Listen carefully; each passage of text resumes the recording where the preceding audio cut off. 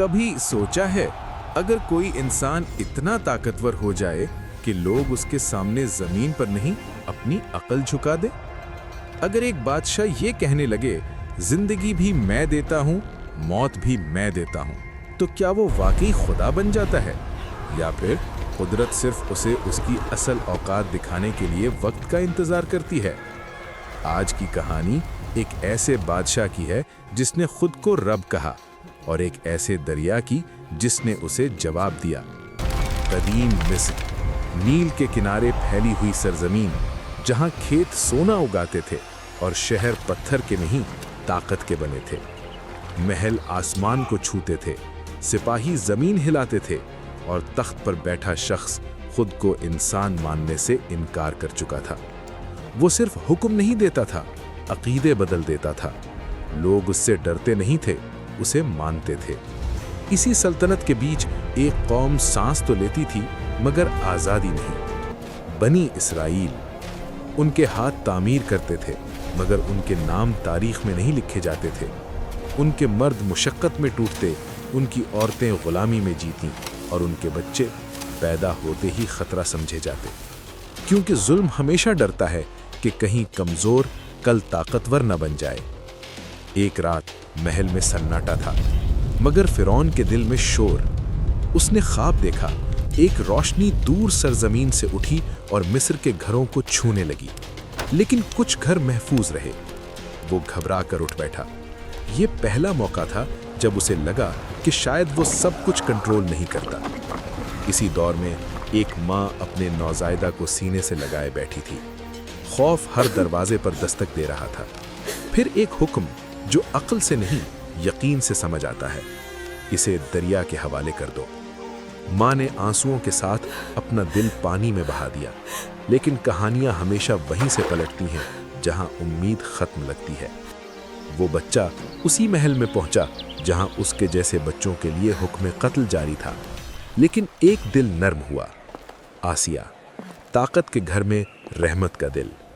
यूं वो बच्चा जिसे खत्म होना था इसी निज़ाम के अंदर पलने लगा जो उसके खिलाफ था। वक्त गुजरा, जवानी आई, एक लम्हा आया, गुस्सा आया, मुक्का लगा और एक जान चली गई। ये लम्हा जिंदगी का रुख बदल देता है।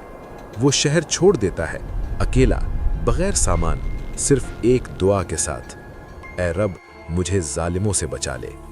सालों बाद वापसी का सफर, सर्द रात, पहाड़ और दूर एक रोशनी। वो आग नहीं थी, वो इंतखाब था। एक आवाज आई, मैं तेरा रब हूं, तू चुन लिया गया है। और यूं एक चरवाहा नबी बनकर लौटा। मूसा वापस आए, मगर अब वो महल के परवरिश याफ्ता नौजवान नहीं थे। वो पैगाम लेकर आए थे। दरबार सजा हुआ था, सोने के सुतून, खामोश दरबारी और तख्त पर बैठा गुरूर। फिरौन ने मुस्कुराकर कहा, क्या मैंने तुम्हें यही नहीं पाला था? अब तुम मेरे सामने खड़े होकर मुझे ललकार रहे हो। जवाब नरम था मगर पहाड़ जैसा मजबूत। मैं हक लेकर आया हूं और हक तख्तों से नहीं डरता। ये सिर्फ गुफ्तगू नहीं थी, ये दो नजरियात की जंग थी। निशानी दिखाई गई, लाठी जमीन पर रखी गई, फिजा बदल गई, लोगों की सांस रुक गई। जो खेल समझ रहे थे वो हकीकत थी। दरबार के माहिर लोग जो सालों से फरेब की बारीकियां जानते थे, सबसे पहले झुक गए। उन्होंने कहा, ये ताकत इंसान की नहीं, मगर गुरूर दलील नहीं मानता, वो सिर्फ खुद को मानता है। फिर वो वक्त आया जब ताकत को अपनी कमजोरी दिखाई जाने लगी। जमीन का निजाम बिगड़ने लगा, आसमान की सिमत बदलने लगी, मईशत लरजने लगी, सुकून गायब होने लगा। हर बार फिरौन कहता, ये सब इत्तेफाक है, ये सब वक्ती है, क्योंकि सच को मान लेना तख्त छोड़ने के बराबर था। फिर हुक्म आया, अपनी कौम को लेकर निकल जाओ। रात का वक्त, खामोश शहर, दरवाजे आहिस्ता बंद हो रहे थे।